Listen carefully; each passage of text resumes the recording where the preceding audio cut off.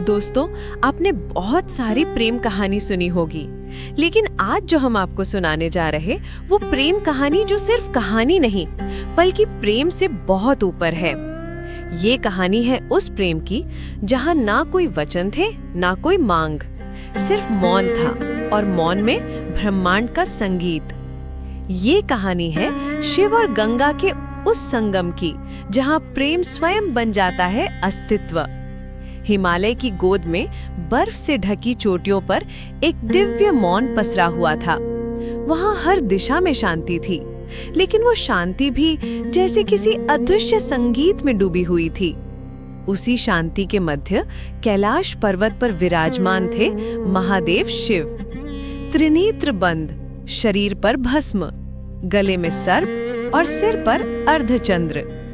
वे समाधि में लीन थे, जहां शब्द समाप्त हो जाते हैं और केवल अस्तित्व रह जाता है। उनकी मौनता में भी ब्रह्मांड का गूंज छिपा था। उसी समय स्वर्गलोक में एक अद्भुत चमत्कार हुआ। ब्रह्मा जी के कमंडल से एक दिव्य जल किरण प्रकट हुई, जो धीरे धीरे जल का रूप लेने लगी। वे थी गंगा जी, जल की देवी, निर्मलता और पवित्रता की प्रतिमूर्ति। उनकी आंखें नील कमल सी थीं और स्वर इतना मधुर कि वीणा भी शर्मा जाए। देवताओं ने कहा, ये वही है जो सृष्टि को शुद्ध करेगी, जो हर जीव के पाप को हर लेगी, देवी गंगा। लेकिन गंगा जी के हृदय में एक अनकहा भाव था। वे स्वतंत्र थी, असीम थी और किसी के अधीन नहीं रहना चाहती थी। वे सोचती, मैं जल हूँ, मैं बहती हूँ, मुझे कोई बांध नहीं सकता, मैं स्वतंत्र हूँ, अनंत की तरह। लेकिन एक दिन ब्रह्मांड में एक नाम गूंजा, महादेव, महादेव। देवताओं ने गंगा जी से कहा, देवी, कैलाश जाओ और महादेव के ध्यान से आशीर्वाद लो। गंगा जी ने पहली बार महादेव का नाम सुनी और उनके भीतर जिज्ञासा जागी। कौन है ये जिनका नाम सुनकर देवता भी नतमस्तक हो जाते हैं? जब गंगा जी कैलाश पहुंची, उन्होंने देखा एक तपस्वी शिला पर विराजमान है। चारों ओर बर्फ, मौन और केवल एक धीमी सर्प फुफकार। वे थे आदि योगी शिव। गंगा जी ने पहली बार ऐसी शक्ति देखी, जो मौन में भी वज्र समान दृढ़ थे और फिर भी चंद्रा सी शीतल। गंगा जी ने मन में कही, ये कौन है जो मेरे समान असीम है? क्या ये वही है जो मेरे प्रवाह को रोक सकते हैं? वे धीरे धीरे शिवजी के चारों ओर घूमी। उनकी जटाएं बर्फ से लिपटी थी, शरीर भस्म से ढका था और मस्तक पर चंद्र की शीतल छवि थी। गंगा जी सोची, मैं देखना चाहती हूँ कि इनका ध्यान मेरे प्रवाह कितना अडिग है। उन्होंने धीरे से अपनी लहरों को शिवजी के चरणों से स्पर्श कराई, पर शिवजी स्थिर रहे। फिर गंगा जी मुस्कुराते हुए कही, अगर मेरा प्रवाह इनकी शांति को हिला नहीं सकता तो मैं सचमुच हार जाऊंगी। और वे पूर्ण वेग से शिवजी की जटाओं पर गिरी।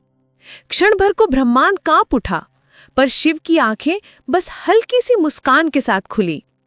शिवजी बोले, देवी, तुम बहना जानती हो पर ठहरना नहीं, और मैं ठहरना जानता हूं पर बहना नहीं। हम दोनों अधूरे हैं पर एक साथ पूर्ण। गंगा जी के नेत्र भर आईं। उन्होंने पहली बार अपने भीतर अहंकार नहीं, प्रेम की लहर महसूस की। प्रभु, मैं प्रवाह हूं, पर मेरे प्रवाह को दिशा चाहिए और आप वही दिशा हैं। शिवजी बोले, गंगा, तुम मेरी जटाओं में रहो पर बंधो नहीं। ठहरो भी, बहो भी, मेरे अस्तित्व का हिस्सा बनकर। उस क्षण से गंगा जी केवल जल न रही, वे शिव की शक्ति बन गई। उनका हर कण अब शिव की धारा में प्रवाहित होने लगा। देवताओं ने आकाश से देखा, गंगा अब शिवजी के शीश पर वास कर रही हैं। उनकी चमक अब और बढ़ गई थी, पर उनमें अब विनम्रता थी। कभी वे हिम के रूप में शिवजी के चरणों को छूती, कभी भाप बनकर उनके श्वास में घुल जाती। ये प्रेम न दृष्टि का था न शब्दों का, ये था अनुभूति का प्रेम, जहाँ स्थिरता और प्रवाह दोनों एक हो गए थे। समय बीतता गया, शिवजी समाधि में लीन रहते और गंगा जी उनकी जटाओं में विश्राम करती, पर उनके भीतर एक कोमल आकांक्षा थी।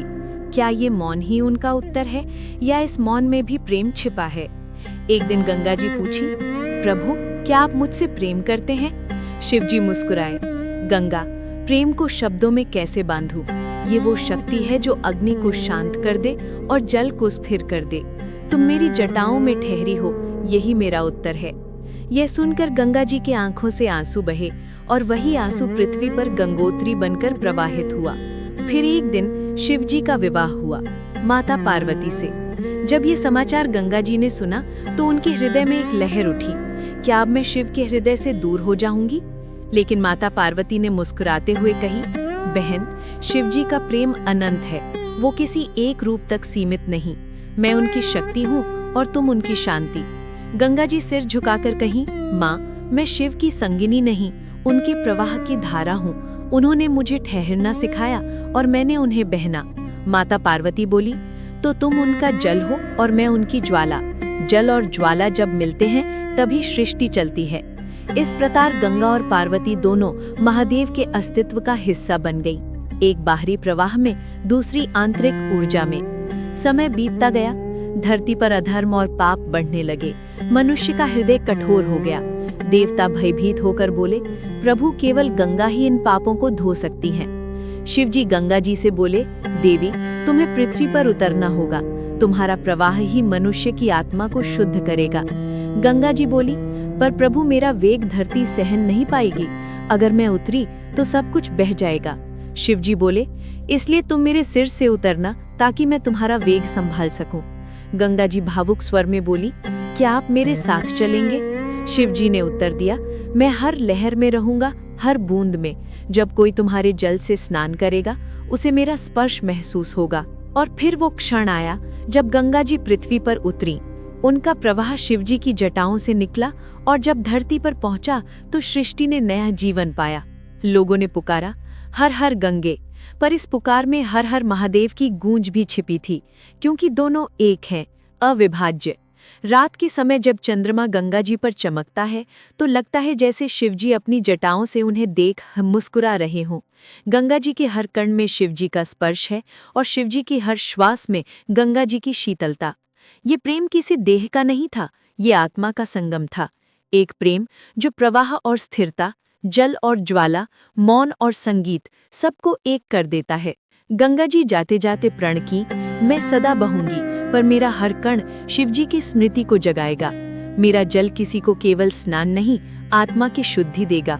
और इसीलिए जब कोई गंगा जी में डुबकी लगाता है तो केवल पाप नहीं धुलते, बल्कि आत्मा शिव गंगा के उस दिव्य प्रेम को अनुभव करती है। अगर आपको ये कहानी अच्छी लगी हो तो लाइक करें, शेयर करें और ऐसे ही रहस्यमयी और प्रेरणादायक कथाओं के लिए हमारे चैनल को सब्सक्राइब करें। हर हर गंगे।